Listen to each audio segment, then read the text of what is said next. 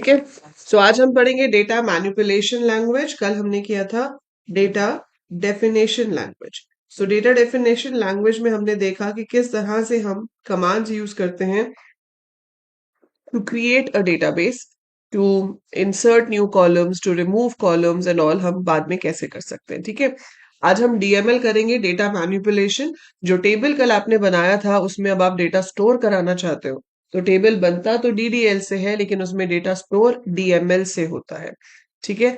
आप उस डेटा में चेंजेस करना चाहते हो, अगेन वो आप डीएमएल से कर सकते हो। So changes and all operations on the data we do with the help of DML, where as creation is done with the help of DDL. सिर्फ 4 कमांड्स हैं आपके पास डीएमएल में। इनको याद रखने के लिए आप ये एब्रीविएशन याद रख सकते हो, सिड्डू। ठीक है। सो सिड्डू से जो कमांड्स आएंगी वो सब आपकी डीएमएल में आती है, क्योंकि आपको पेपर में ये भी पूछा जा सकता है कि कौन सी कमांड डीएल है, कौन सी कमांड डीडीएल है, मतलब कौन सी डीएमएल है, कौन सी डीडीएल है। So that can also be asked. So आपके पास एस जो है that stands for select, I stands for insert, D stands for delete and U stands for update. ठीक है। So these are the 4 DML commands. इसी के अंदर जो सिलेक्ट कमांड है उसको कुछ लोग DQL में भी कैटेगराइज करते हैं। DQL का मतलब है डेटा क्वेरी लैंग्वेज, राइट। सो डेटा क्वेरी लैंग्वेज मतलब जिसकी हेल्प से आप डेटा को क्वेरी कर सकते हो, आप फेच कर सकते हो data based on different conditions, right. तो अब हम देखेंगे कि ये क्वेरीज काम कैसे करती हैं। सबसे पहले हम इसमें काम करेंगे इंसर्ट कमांड के ऊपर, क्योंकि आपने टेबल तो बना लिया था कल। टेबल तो बन गया लेकिन वो टेबल खाली है, उसके अंदर डेटा नहीं है। We want to put data inside a table. आप उस टेबल के अंदर डेटा स्टोर कराना चाहते हो, और वो स्टोरेज किसकी हेल्प से होगी? With the help of insert command. So हर कमांड को यूज करने से पहले आपको उसका सिंटेक्स पता होना चाहिए, that how do we write it. So insert command में आपके पास इंसर्ट इनटू, ये 2 कीवर्ड्स आएंगे पहले। सो आपको लिखना है इंसर्ट इनटू। इंसर्ट इनटू के बाद we have to give table name.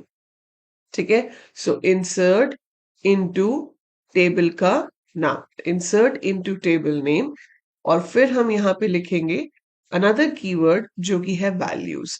और यहाँ पर आपको एक एक करके जितने भी कॉलम्स हैं सबकी वैल्यूज देनी होंगी, and you have to make sure कि यहाँ पर एग्जैक्टली उतनी ही वैल्यूज हो। ठीक है। यहाँ पे एग्जैक्टली उतनी ही वैल्यूज हो जितने कॉलम्स हमारे पास डेटाबेस में है। सो इंसर्ट इनटू टेबल का नाम, values, value 1 comma value 2 and so on. ठीक है। सो आप टेबल में वैल्यूज इंसर्ट कर सकते हो, and same number of value same order में आपको यहाँ पर इंसर्ट करनी होगी। अगर कभी ऐसा होता है कि आपको सारी वैल्यूज इंसर्ट नहीं करनी है, या फिर आप उसके अंदर ऑर्डर आगे पीछे करना चाहते हो, तो दूसरा सिंटेक्स क्या होता है कि आप ऐसे ही लिखेंगे, इंसर्ट इनटू कमांड स्टिल हमारी यूज होगी। ठीक है। लेकिन उसमें जब हम टेबल का नाम लिखते हैं तो उसके साथ हम यहाँ पर एट्रीब्यूट लिस्ट भी दे सकते हैं। तो आप यहाँ पर एट्रीब्यूट का नाम लिखोगे, सेकेंड एट्रीब्यूट का नाम लिखोगे, ठीक है, एंड सो ऑन। फिर आप ऐसे ही वैल्यूज लिखकर अब जिस ऑर्डर में यहाँ एट्रीब्यूट्स हैं उसी ऑर्डर में यहाँ पर वैल्यूज दोगे, and exactly same number of values have to be given. So any of the 2 ways हम यहाँ पर इंसर्ट इनटू कमांड का यूज कर सकते हैं। Let's take an example. हमारे पास वो स्टूडेंट टेबल है जो हमने बनाया था, जिसमें मेरे पास एडमिशन नंबर, नेम और मार्क्स है। मैंने क्या लिखा? Insert into student. आप पूरी कमांड सेम लाइन पे भी लिख सकते हो, ऐसा नहीं है कि वैल्यूज नेक्स्ट लाइन पे लिखना होता है।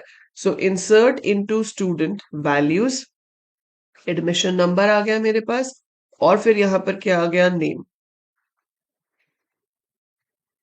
Let's say right like this.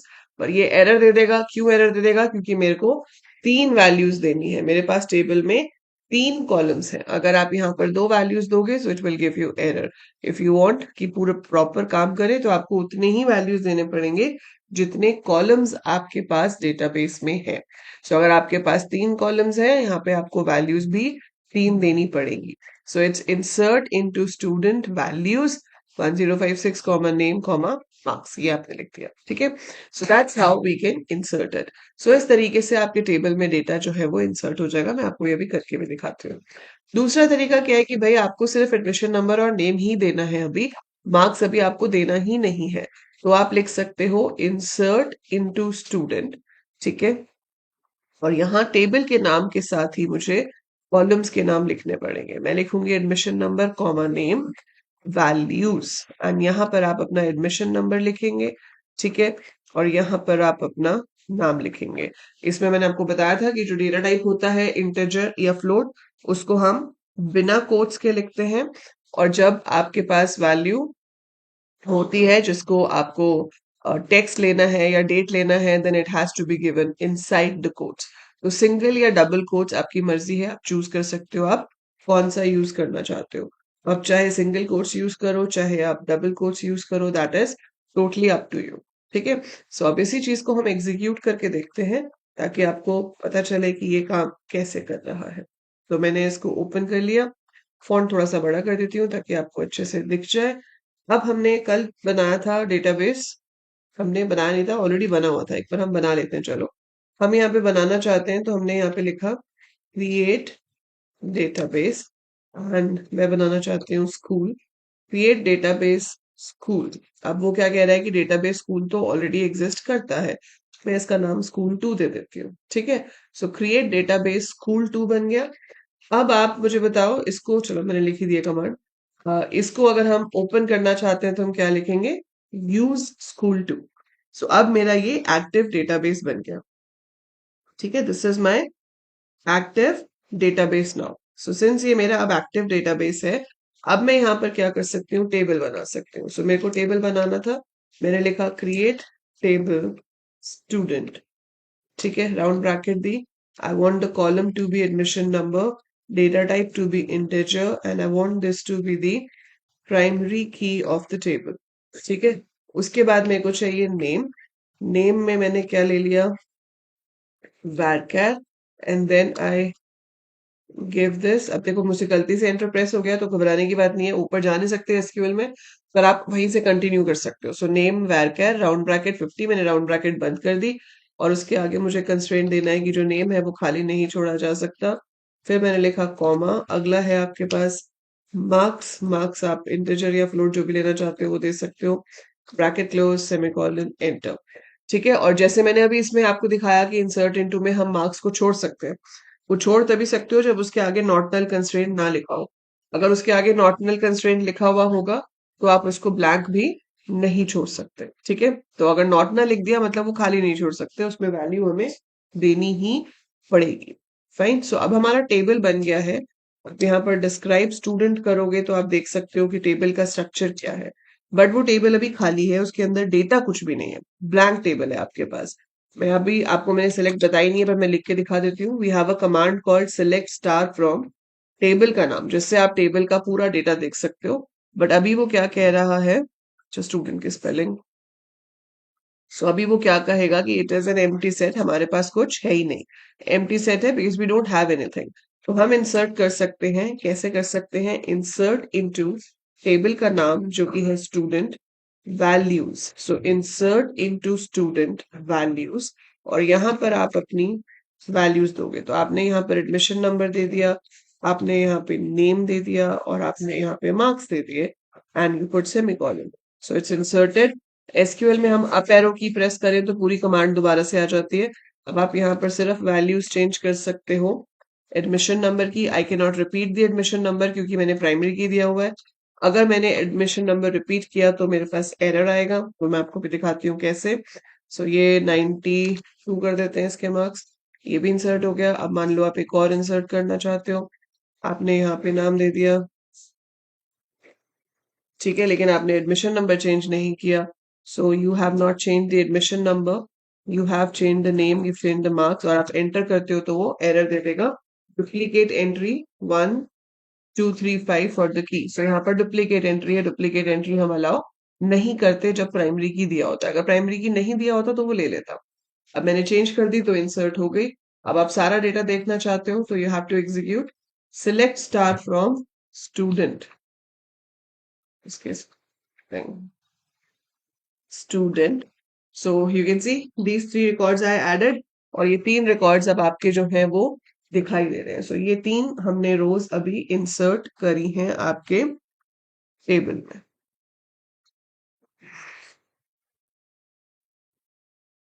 Clear है ये सबको? क्लियर है? Is it clear to every one of you?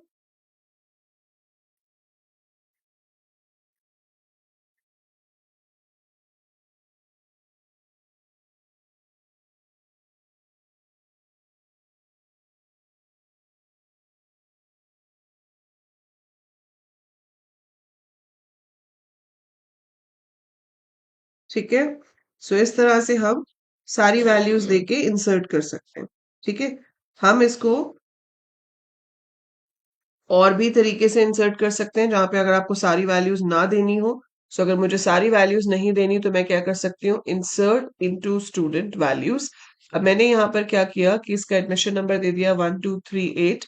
ठीक है, नाम दे दिया इसका, लेट्स से प्रिया। और इसके मार्क्स मुझे नहीं देने, ठीक है, तो मैंने यहाँ से मार्क्स हटा दिया, अभी मुझे इसके मार्क्स नहीं पता है। अगर आप सिर्फ इतना लिखोगे तो आपके पास एरर आ जाएगा। क्या कह रहा है कि कॉलम काउंट, ठीक है, does not match value count at row one. तो आपका जो कॉलम काउंट है वो मैच नहीं कर रहा है यहाँ पर। So column count does not match value count at row one. अब आपको यहाँ पर कैसे इंसर्ट करना है, तो आपके पास दो ही ऑप्शन है, या तो आप सारी की सारी वैल्यूज दो, और अगर आप सारी वैल्यूज नहीं देना चाहते हो तो जहां पर आपने टेबल का नाम लिखा है उसी के साथ राउंड ब्रैकेट में आपको लिखना पड़ेगा एडमिशन नंबर कॉमा नेम।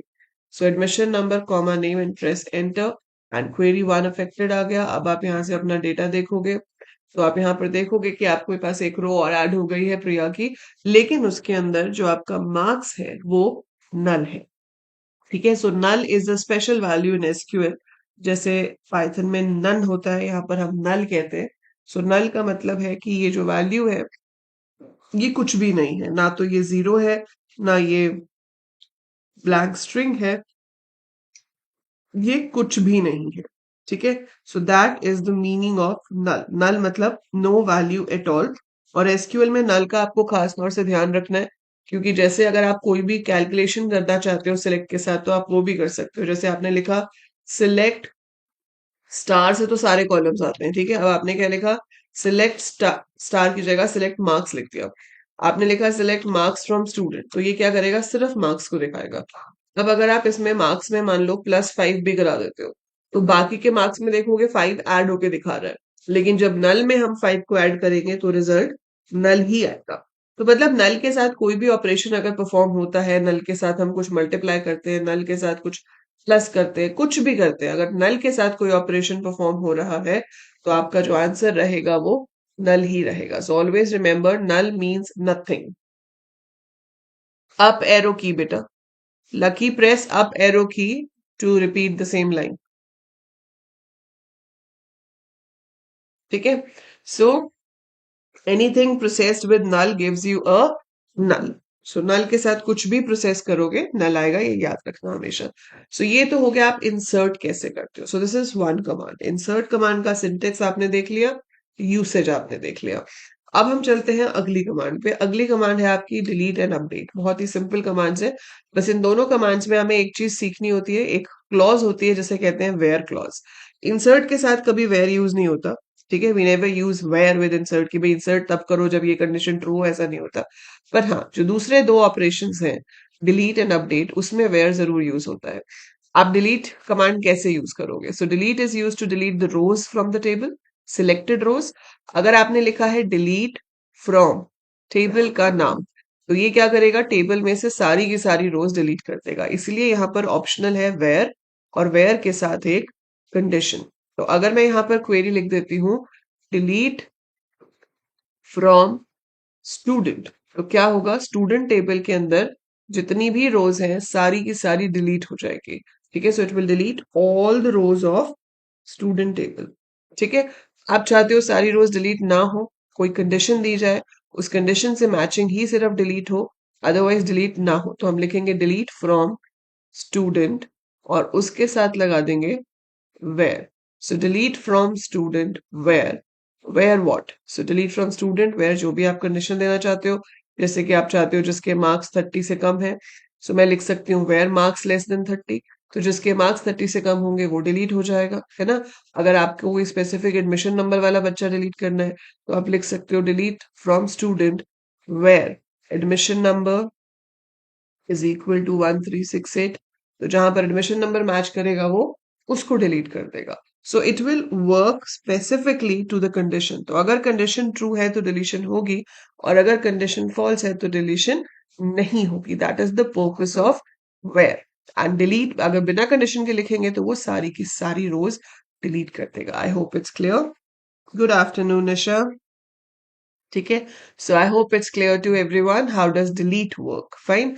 अब ये जो डिलीट है ये आपकी रोज को डिलीट करता है। कंडीशन है तो स्पेसिफिक कंडीशन से मैचिंग आपकी रोज डिलीट होगी। कंडीशन लिखना बहुत सिंपल है। कंडीशन लिखने के लिए हम रिलेशनल ऑपरेटर्स का इस्तेमाल करते हैं।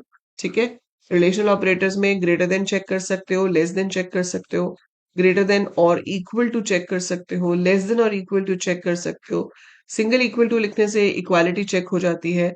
एंड अगर आपको चेक करना हो कि कोई चीज इसके इक्वल नहीं है, so that is a not equal to sign. Not equal to sign SQL में दो तरीके से लिखा जा सकता है। हम एक्सक्लेमेशन इक्वल टू भी लिख सकते हैं, ये भी नॉट इक्वल टू है, और less than greater than sign facing each other. So अगर आप less than and greater than sign बनाते हो facing each other, so that is also considered as not equal to sign। ठीक है, सो relational operators use हो सकते हैं to form conditions. इन ऑपरेटर्स को यूज करने पे रिजल्ट हमेशा ट्रू या फॉल्स आता है। अगर ट्रू है तो हमारी क्वेरी काम करेगी, अगर फॉल्स है तो हमारी क्वेरी काम नहीं करेगी। ठीक है, so that's how delete works. इसको मैं भी प्रैक्टिकली आपको करके दिखाऊंगी। अगली कमांड भी हम एक बार पहले डिस्कस कर लेते हैं, then we'll use it practically together. So अगली है आपके पास अपडेट। अगर आपको डेटा मॉडिफाई करना है, डिलीट नहीं करना, आप चाहते हो डेटा रहे लेकिन हम उसको सिर्फ मॉडिफाई करना चाहते हैं, तो we use the update command. कैसे यूज करते हैं? हम लिखते हैं अपडेट, अपडेट, फिर हम लिखते हैं टेबल का नाम, फिर आपके पास कीवर्ड आएगा सेट। तो पहला कीवर्ड है आपके पास अपडेट, फिर टेबल का नाम आ गया, अगला कीवर्ड है सेट। सेट के बाद आपके पास कॉलम का नाम आ जाएगा जिसकी वैल्यू आपको चेंज करनी है, is equal to new value. ठीक है, और इसी के साथ ऑप्शनल है वेयर कंडीशन। फाइन। सो आप कंडीशन दो, वो ऑप्शनल है। जैसे मान लो मैं हर किसी के मार्क्स को इंक्रीज करना चाहती हूँ 2 से, तो मैं क्या लिखूंगी? Update student. ठीक है, मुझे अपडेट करना है स्टूडेंट को। सेट क्या करना है? Marks is equal to marks plus 2। So update student set marks is equal to marks plus 2। इससे क्या होगा कि टेबल में जितने भी स्टूडेंट्स हैं, ठीक है, टेबल में जितने भी स्टूडेंट्स हैं सबके मार्क्स 2 से इंक्रीज हो जाएंगे। अगर आप चाहते हो कि सबके नहीं करने, सिर्फ आपको कुछ स्पेसिफिक स्टूडेंट के ही करने हैं, तो आप कंडीशन लगा सकते हो। जैसे मेरे को जो लास्ट स्टूडेंट था उसके मार्क्स हमने पहले नहीं ऐड किए थे, आपको बाद में ऐड करने हैं। तो आपने लिखा set marks is equal to 95, where name is equal to, name है तो कोट्स में आएगा, name is equal to Priya. तो वो क्या करेगा? प्रिया के मार्क्स चेंज करके 95 कर देगा। बाय चांस अगर ऐसा हो गया कि एक से ज्यादा स्टूडेंट है जिसका नाम प्रिया है, तो जितनी बार भी प्रिया होगा नेम में, वहां पे मार्क्स 95 हो जाएंगे। ठीक है, so that's how update command works. तो हम लिखते हैं अपडेट, टेबल का नाम, फिर सेट, फिर जो भी वैल्यू आपको मॉडिफाई करनी है वो, वेयर कंडीशन। कंडीशन ट्रू होगी तो आपका डेटा अपडेट होगा, कंडीशन फॉल्स होगी तो डेटा अपडेट नहीं होगा। That is how update command works. ठीक है, और चौथी जो आपकी डीएमएल कमांड है वो है सिलेक्ट।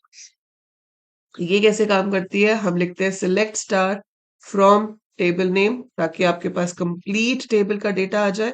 बट एक्चुअल सिंटेक्स है कि आप यहाँ सिलेक्ट लिख सकते हो, फिर आप यहाँ पर एट्रीब्यूट लिस्ट लिख सकते हो, मतलब आपको कौन कौन से कॉलम्स देखने हैं separated by commerce.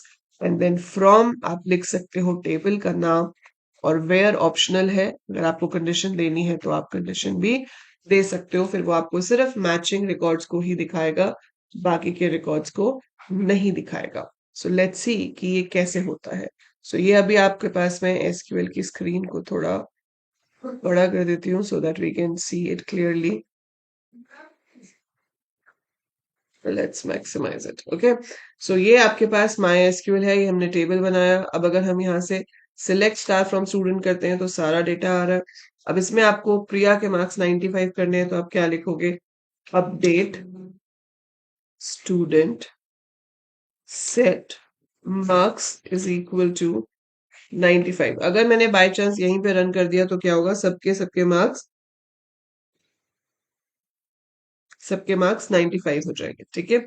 So update student set marks is equal to 95 where name is equal to Priya, ठीक है।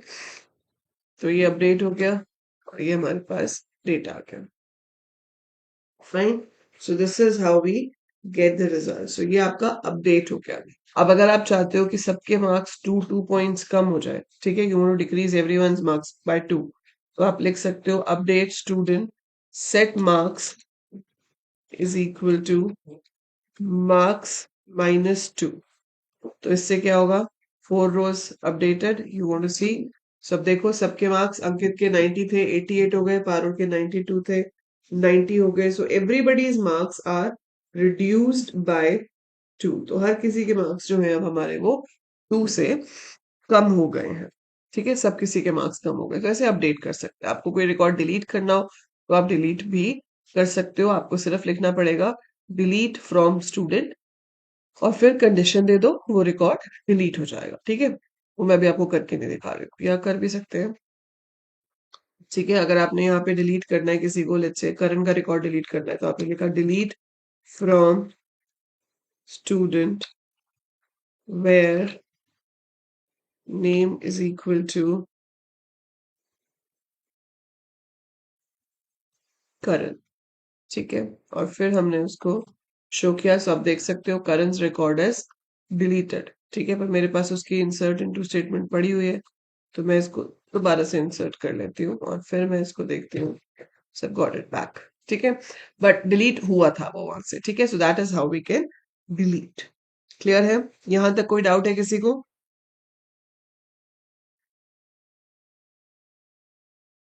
किस तरह का प्रोजेक्ट बनाना है निशा आपको? Hello Ankit. Yes, anyone has any doubt still here? The basic thing, ठीक है। तो आपको बेसिक सिलेक्ट कैसे यूज होता है, आपका बेसिक बेसिक तरीके से डिलीट इंसर्ट अपडेट कैसे यूज होता है, वो आपने देख लिया। तो जब भी आप यहाँ पर डेटा फेच करेंगे, you will always put the attribute, comma लगाकर ऐसे हम फेच करते हैं, ठीक है। और यहाँ पे दो टेक्निकल कीवर्ड्स हैं जो आपको याद रखने हैं, वो है selection and projection. So we have two keywords, two technical terms which you must remember. Great Vaishnavi. So two you must remember is selection and projection क्या होता है, ठीक है। सो हमारे पास जो वर्ड है सिलेक्शन, उसका मतलब क्या है? उसका मतलब है कि आप चूज कर सकते हो what records we have to show. So the term selection means, ये कुछ नहीं है, ठीक है। So selection means restricting the number of rows to be displayed. Sorry, हाँ ठीक है, restricting the number of rows to be displayed using where clause, ठीक है। तो where clause यूज करके आप कंडीशन दे सकते हो और आप रिस्ट्रिक्ट कर दोगे कि कौन कौन सी रोज दिखाई देगी। तो जहां पर कंडीशन मैच होगी, ठीक है, सिर्फ वो ही रोज जो है आपकी वो शो होंगी, बाकी की रोज शो नहीं होंगी, ठीक है। ऐसे ही एक टर्म है प्रोजेक्शन। प्रोजेक्शन का मतलब होता है restricting the columns to be displayed, ठीक है। So you just want to restrict the columns to be displayed as result from the query। तो आपको कौन कौन से कॉलम्स देखने हैं, जैसे इसमें मैंने सिर्फ क्या शो किया है, नेम और मार्क्स, ठीक है। और इसमें ऊपर हमने किया था सिर्फ मार्क्स। तो आप कॉलम्स के नाम कॉमा से सेपरेट करके लिख सकते हो टू शो कि आपको कौन कौन से कॉलम देखने हैं। So when we restrict the number of columns to be displayed, that is called projection. When you restrict the number of rows to be displayed, that is called selection. ठीक है। तो सिलेक्शन का मतलब है कि आपको कितनी रोज जो है वो दिखानी है, और प्रोजेक्शन का मतलब है कि आपको कौन कौन से कॉलम्स जो है वो दिखाने। तो ये याद रखना, भूल जाते हैं हम लोग इस चीज को, बट बेसिक सी चीज है, यू मस्ट रिमेम्बर दिस, ठीक है। अब ये तो हो गया आपका नॉर्मल नॉर्मल की, हाँ ठीक है, ये कमांड्स होती हैं। अब हम बहुत कुछ कर सकते हैं, हम बहुत सारी कंडीशंस जो हैं वो दे सकते हैं। ठीक है, हम बहुत सारी तरह से कंडीशंस चेक कर सकते हैं with the help of your where clause. तो रिलेशनल ऑपरेटर्स तो मैंने आपको बता दिए। ठीक है, अब रिलेशनल ऑपरेटर्स के बाद अगले जो ऑपरेटर्स हमारे पास आते हैं वो है logical operators. Now what do we mean by logical operators? Logical हमारे पास तीन ऑपरेटर्स होते हैं, नॉट, एंड, और। नॉट का सिंपल सा फंडा है कि जो चीज ट्रू है उसको फॉल्स बना दो, जो फॉल्स है उसको ट्रू बना दो। और इसको हम बहुत ज्यादा यूज भी नहीं करते, but yes we do use and not बहुत ज्यादा। एंड का काम क्या है? To combine two conditions. आप दो कंडीशंस को कंबाइन करना चाहते हो, आप देखना चाहते हो कि अगर दोनों कंडीशंस ट्रू हैं तो ये काम हो, अदरवाइज ये काम ना हो। ठीक है, सो एंड क्या करता है? Condition one and condition two. इस केस में रिजल्ट ट्रू सिर्फ तभी आता है जब दोनों कंडीशंस ट्रू होती हैं। So result is true only when both conditions are true. Only when both conditions are true. एक भी फॉल्स हुई, ओवरऑल रिजल्ट फॉल्स हो जाता है। जबकि और क्या करता है? और चेक करता है दो कंडीशन को, and it gives true result if any of the condition is true. कोई सी भी एक ट्रू हो जाए, दोनों ट्रू हो जाए तो भी सही है, कोई सी भी एक ट्रू हो गई तो भी सही है। ठीक है, ये आपको ज्यादा अच्छे से समझ आएगा जब हम थोड़े एग्जाम्पल्स के साथ इस चीज को करेंगे, then you will understand in a better way.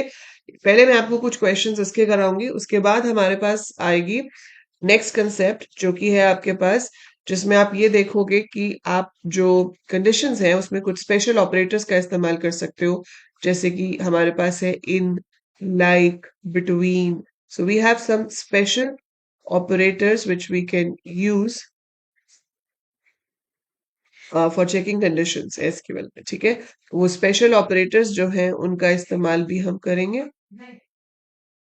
And we will be working with them. But उससे पहले हम अपना बेसिक एक बार प्रैक्टिस करेंगे। ठीक है, तो उसके लिए मैं आपके लिए क्विज ओपन करती हूँ। सो आप मुझे क्वेश्चंस के आंसर्स देंगे, लुकिंग एट द क्वेश्चंस कि उसका क्या आंसर बनना चाहिए। ठीक है जी, जस्ट गिव मी 1 मिनट, तब तक आप अपने दिमाग में रिवाइज कर लो फटाफट से, और फिर हम करते हैं शुरू। हमने कल इसमें से कुछ क्वेश्चंस किए थे, राइट? अब उसी के आगे हम कंटिन्यू करेंगे और आप उसके आंसर्स देंगे।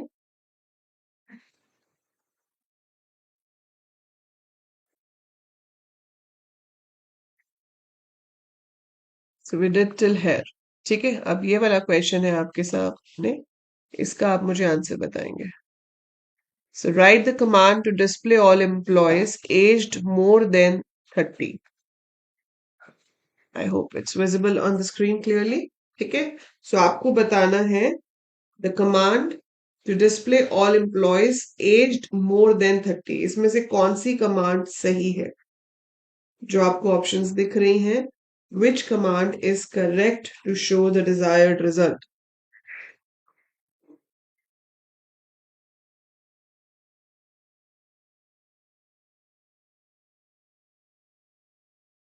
Very good, Aditi, Nisha, very nice. It is option number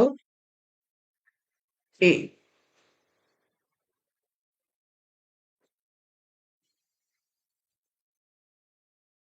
lucky C नहीं है बेटा, ए। ग्रेटर देन पूछा है ना, ग्रेटर देन जो है आपका वो कौन सा सिंबल है? ए वाला। सी में तो लेस देन का सिंबल है। ठीक है, सो इट्स ऑप्शन ए। अब देखो इसमें आपके पास पूछा है write the command to display all employees residing in Goa and Mumbai. मतलब आपके जो एम्प्लॉयज हैं जो गोवा में रहते हैं उनको भी दिखाना है, जो मुंबई में रहते हैं उनको भी दिखाना है। So what is the correct answer for this?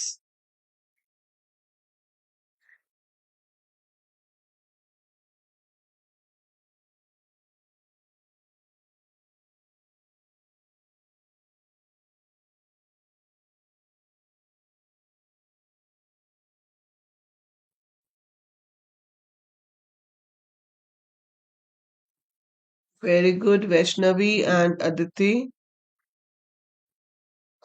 देखो इसका सही आंसर है option number B. Select star from M where city is equal to Mumbai और city is equal to Goa.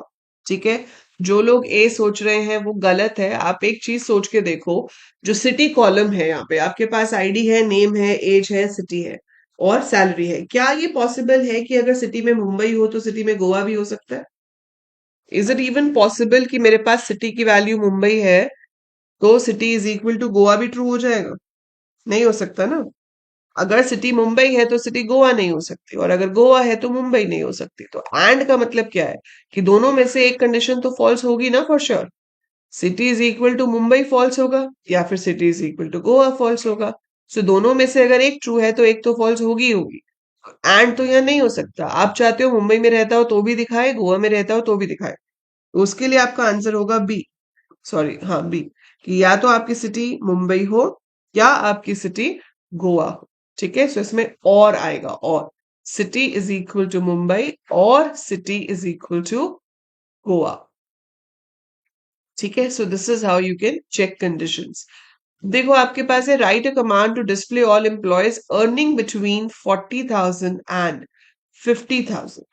ठीक है, और मैं आपको यहाँ पर कहती हूँ कि भाई जो आपकी सैलरी है उसमें 40 भी इंक्लूडेड होना चाहिए, 50 भी इंक्लूडेड होना चाहिए।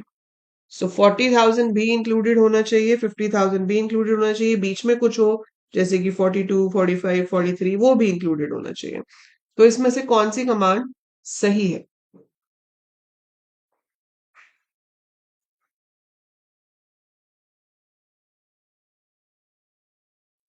अभी तक हमने जितना पढ़ा है उसके हिसाब से बी।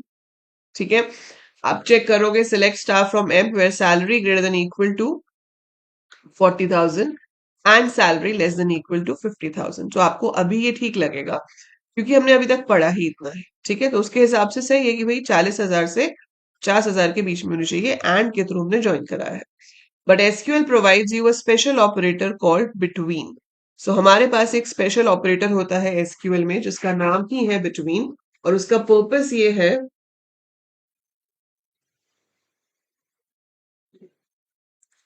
अभी बताती हूँ आदित्य। ठीक है, और इस बिटवीन ऑपरेटर का पर्पस ये है कि कभी भी आपको रेंज ऑफ वैल्यू चेक करनी हो, so whenever you have to check range of value, तो हम कॉलम का नाम देते हैं बिटवीन स्टार्टिंग वैल्यू लिखते हैं एंड एंडिंग वैल्यू लिखते हैं। इसमें स्टार्टिंग और एंडिंग दोनों इंक्लूडेड होते हैं। ठीक है, तो स्टार्टिंग को भी हमें मैच कराना है, एंडिंग को भी, और बीच में कोई भी हो तो भी। So this is another way of writing the same query जो बी में लिखी हुई है। So select star from M, B वाली और ए वाली दोनों का मतलब सेम है, तो आप चाहे ऐसे लिखो चाहे ऐसे लिखो, आपके पास जो आंसर है वो सेम आता है। So this is your between operator which is use to check a range of values. So whenever you have to check a range of values, we use between. So ये आपका एक special operator हो गया। ठीक है, अब जैसे ये सेकंड वाला जो इससे ऊपर वाला क्वेश्चन है, select star from M where city is equal to Mumbai और city is equal to Goa. तो आप पूछ रहे हो what is the significance of Goa. बेटा सिटी आपको बोला ना ऊपर क्वेश्चन में कि आपको वो सारे इंप्लॉयज दिखाने हैं जो या तो गोवा में रहते हैं या वो मुंबई में रहते हैं, है ना। तो या गोवा में रहते हैं या मुंबई में रहते हैं, आप तभी दिखा पाओगे ना जब आप चेक करोगे कि सिटी जो है वो गोवा या मुंबई में से किसी के इक्वल होनी चाहिए, है ना। तभी तो करेंगे ना। अब जैसे मैंने ये ऑफिस डेटाबेस लिया, शो टेबल्स किया, तो मेरे पास ये आ रहा है। ठीक है, now I want to see the data in the employee table, तो मैंने लिखा select star from M, I am having this. अब चलो यहाँ पे मुंबई गोवा तो नहीं है, पर मैं कहती हूँ कि जो डिपार्टमेंट नंबर 20 में काम करते हैं या जो डिपार्टमेंट नंबर 30 में काम करते हैं, तो अगर आप ऐसे लिख देते where department number is equal to 20 and department number is equal to 30, तो क्या होता? एम्प्टी सेट, मैच ही नहीं होता ना वो। ठीक है, लेकिन आपको क्या चाहिए, या तो डिपार्टमेंट 20 हो या फिर आपका डिपार्टमेंट 30 हो। ठीक है, तो हमें एंड नहीं लगाना है, हमें और लगाना है। So where department is equal to 20 or department is equal to 30। So department 20 होगा तो भी दिखाना है, या 30 हुआ तो भी दिखाना है, तो आपको और लगाना। ऐसे नहीं लिख सकते अदिति, आपको हमेशा एंड और में जब कंडीशंस को कंबाइन करना होता है ना, तो आपको एंड के बाद पूरी कंडीशन दोबारा लिखनी पड़ती है। आप इस तरह से नहीं लिख सकते। City is equal to Mumbai and Goa नहीं लिख सकते, city is equal to Mumbai or Goa नहीं लिख सकते। आपको पूरी कंडीशन लिखनी पड़ेगी, city is equal to Mumbai और city is equal to Goa. ठीक है, जैसे मैंने यहाँ पे पूरा कंडीशन लिखा है, department number is equal to 20 or department number is equal to 30। So and or जो है वो दो कंडीशंस को कंबाइन करता है, but that condition has to be repeated. आपको वो पूरी कंडीशन दोबारा से लिखनी है, आप उस कंडीशन को प्रॉपर दोबारा लिखेंगे तो ही वो काम करेगा, अदरवाइज वो काम नहीं करेगा। ठीक है, so that is your way you check a condition. ऐसे ही जो बिटवीन वाला है, अब मैं कहती हूँ कि आपको, जब मैं कराई रही हूँ तो पहले इसमें ये बता देती हूँ कि इसमें अगर आपको एंड और में कंफ्यूजन होती है, तो जब आपको एक ही कॉलम की मल्टीपल वैल्यूज चेक करनी हो तो आप ऐसे भी कर सकते हो। You can write select star from M where department number in 20, 30. Press enter. So it's showing you the result. तो हमने यहाँ पे कौन सा ऑपरेटर का इस्तेमाल किया? इन ऑपरेटर का इस्तेमाल किया। सो इन ऑपरेटर का पर्पस क्या होता है? To check in the list of values. तो उसने डिपार्टमेंट नंबर को चेक किया कि 20 से मैच करता है, 30 से मैच करता है, 40 से मैच करता है। So select star from M where department number in 20, 30। ठीक है, तो अगर आपका डिपार्टमेंट नंबर 20 है, 30 है, तो क्या होगा? It will show it. आप इसमें एक से ज्यादा दोगे ही, मतलब दो से ज्यादा वैल्यूज भी दे सकते हो। किसी भी एक से मैच होगा तो दिखाएगा, किसी से भी मैच नहीं होगा तो नहीं दिखाएगा। तो इनको ऐसे भी यूज कर सकते हैं या और से भी कर सकते हैं, सिमिलर वे। जो बिटवीन वाला हमने किया, आप यहाँ पे सैलरी चेक करना चाहते हो, आपने लिखा where salary is greater than equal to 60,000 and salary less than equal to 90,000। So ये उनको दिखा रहा है जिनकी सैलरी 60,000 से 90,000 के बीच में है। इसी चीज को लिखने का दूसरा तरीका क्या हो सकता था? Salary between 60,000 and 90,000, giving you the same result. ठीक है, सो आपके पास ये आपको बिल्कुल सेम वही रिजल्ट दे रहा है, बस आप बिटवीन से लिखो या कंडीशन लगा के लिखो, वो आपकी मर्जी है। सो आपके पास एक चीज को करने के मल्टीपल तरीके हो सकते हैं, पर जब हम प्रोग्रामर होते हैं, ठीक है, तो हमें वो सारे तरीके पता होने चाहिए। बाकी यूज कौन सा करना है वो हमारी मर्जी है, और जब स्टूडेंट होते हैं तब तो यूज कौन सा करना है वो भी आपकी मर्जी नहीं होगी। क्वेश्चन में जैसा बोला जाएगा वैसे आपको करके दिखाना है।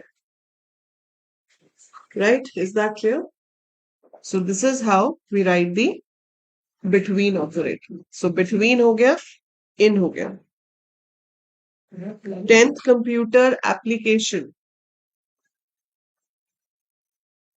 बेटा 10th कंप्यूटर एप्लीकेशन की वीडियोस हैं ऑलरेडी, बाकी जब एग्जाम होगा उससे पहले definitely I give you one shots. ठीक है, सो बिटवीन और इन क्लियर है सबको? अब ऐसे ही इसमें एक हमारे पास और दो चीजें और होती हैं स्पेशल कंडीशन चेक करने के लिए, जैसे कि आपने ये चेक किया। अब इसमें आप देखना चाहते हो ऐसा कौन सा एम्प्लॉय है जिसको अभी तक कोई डिपार्टमेंट अलॉट नहीं हुआ, और आपने यहाँ पे कंडीशन लिख दी where department number is equal to null. ठीक है, तो ये काम नहीं करेगा। सो जो नल है वो कभी भी इक्वल टू से कंपेयर नहीं होता। तो आपको हमेशा याद रखना है कि आपको जब भी नल कंपेयर करना है, आपको इज नल यूज करना है। इन केस ऑफ इन वैष्णवी, किसमें? सैलरी वाले में पूछ रहे हो? अगर आपने सैलरी में ऐसे लिखा इन, तो वो 60,000 और 90,000 जिसकी सैलरी है उसको दिखाएगा, उसके बीच वाली वैल्यूज को नहीं दिखाएगा। इन जो होता है वो एग्जैक्ट मैच के लिए होता है, कि अगर आपकी वैल्यू एग्जैक्टली मैच कर रही है तो दिखाओ, अदरवाइज नहीं दिखाओ। बिटवीन जो है वो रेंज को चेक करने के लिए है। ठीक है, इन होता है एग्जैक्ट। जैसे मैं आपको कहती हूँ कि मुझे राहुल, रोहित और राजा का रिकॉर्ड दिखाओ।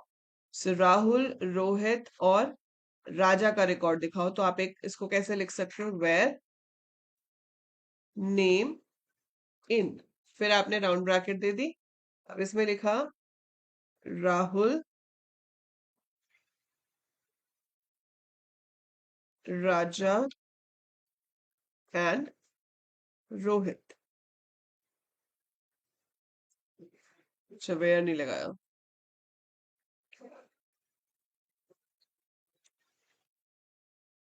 समझ आया?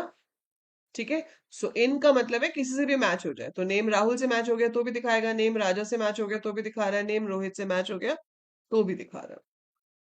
So we're getting it like this. आया समझ? क्लियर है? इन क्लियर है, बिटवीन क्लियर है, ठीक है, और इज नल क्लियर है। अब आखिरी ऑपरेटर जो हम आज करेंगे और वो है लाइक। लाइक का क्या पर्पस है? देखो लाइक क्यों यूज होता है। अभी जैसे मैंने यहाँ पर राहुल, राजा, रोहित को दिखाया, इसमें कॉमन क्या है कि सबका नाम आर से शुरू हो रहा है। तो अगर मेरे पास कुछ ऐसा है कि मुझे उन्हीं स्टूडेंट्स को दिखाना है या उन्हीं एम्प्लॉयज को दिखाना है जिनका नाम जो है वो आर से शुरू हो रहा है, so I have to show only दोस्त जिनका नाम आर से शुरू होता है। तो जब आपको कुछ कैरेक्टर पता हो लेकिन पूरी वैल्यू नहीं पता है, तो वहां पर हम इसकी जगह पर एक और ऑपरेटर का इस्तेमाल कर सकते हैं जिसका नाम है लाइक। तो मैं यहाँ लिख सकती हूँ select star from emp where name like R percentage. ठीक है, तो अभी भी वही रिजल्ट आ रहा है। अब लाइक ऑपरेटर को हम कहते हैं कि it is used for pattern matching. ठीक है, so it's used for pattern matching. Pattern matching का मतलब है कि मुझे पूरी वैल्यू नहीं पता, मुझे कुछ पार्ट पता है। तो इसमें दो स्पेशल कैरेक्टर्स यूज होते हैं जिन्हें हम वाइल्ड कैरेक्टर्स कह सकते हैं। ठीक है, तो ये जो परसेंटेज है इसका मतलब होता है एनी नंबर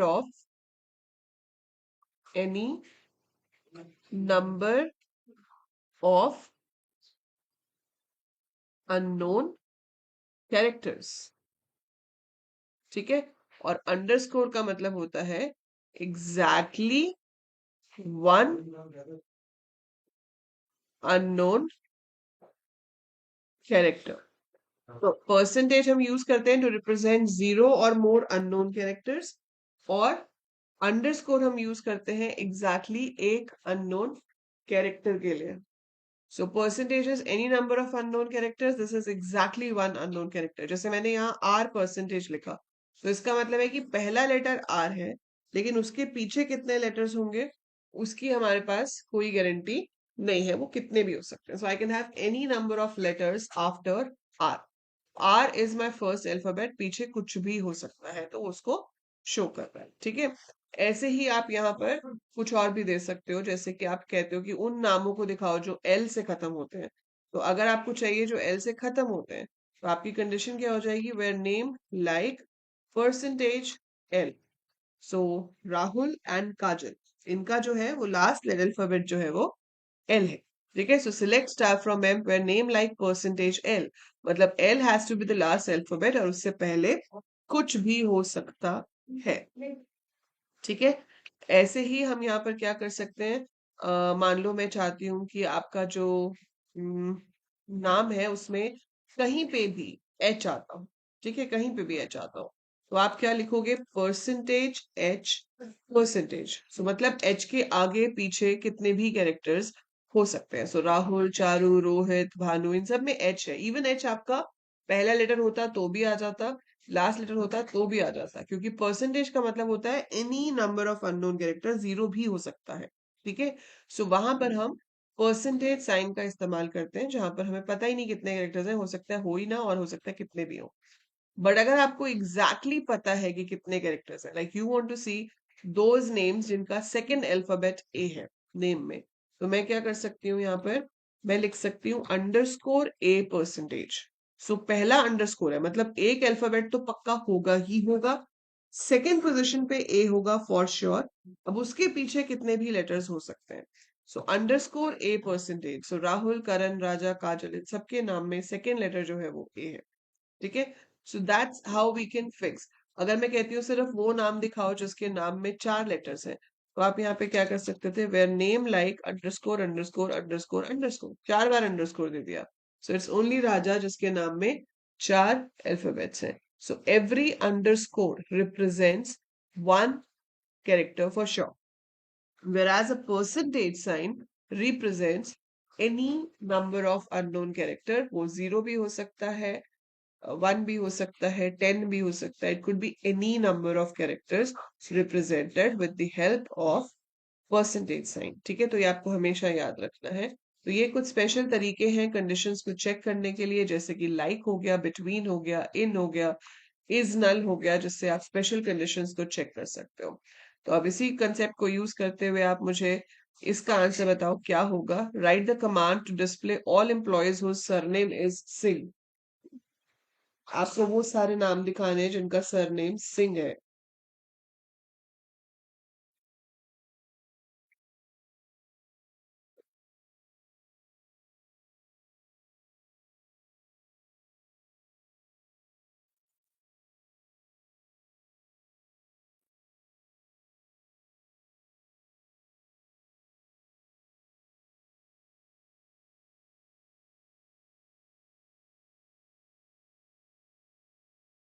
अरे अब भाई यूट्यूब वालों का आंसर नहीं आया, जूम वालों का आ गया।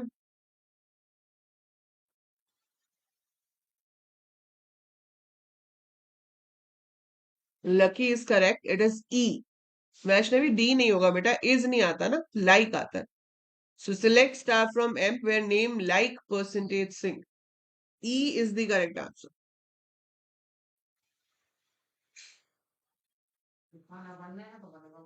ठीक है, E is the correct answer.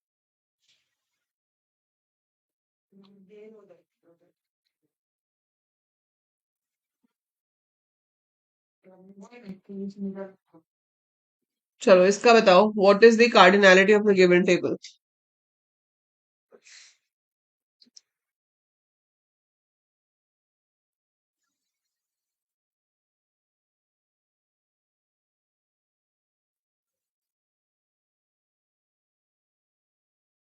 It is 6 बेटा, 4 तो डिग्री है ना। Cardinality is 6, number of rows in the table. So number of rows in the table is 6 over here. That is the cardinality.